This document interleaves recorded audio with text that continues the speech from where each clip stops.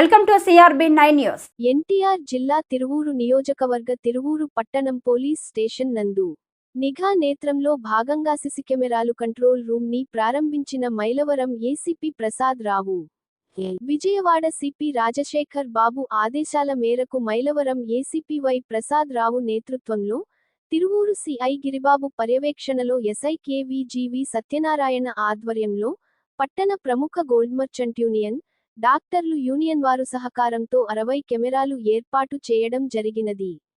ఈ కార్యక్రమంలో gold merchant union వారిని శాలువాలతో సన్మానించిన ఏసీపీ ప్రసాద్ రావు.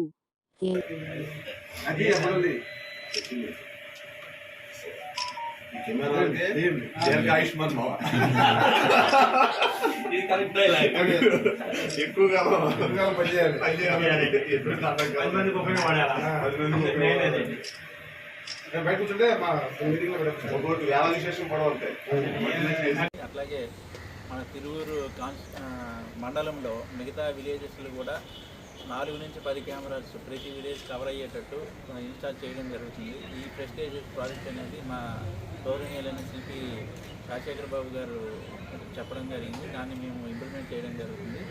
ఇదే పందాలు మిగతా మండలాలు అయిన గంపలగూడెం, అట్లాగే మన పెద్దనపేట, ఏకుండూరులో కూడా ఇన్స్టాల్ చేయడం జరుగుతుంది. ఓవరాల్గా వచ్చే ఒక 20వ తారీఖు లోపు మొత్తము తిరువూరు కాన్స్టిట్యుయెన్సీ అంతా కూడా కెమెరాలు పర్యవేక్షణలో ఉండేటట్టు మేము చర్యలు తీసుకుంటున్నాము.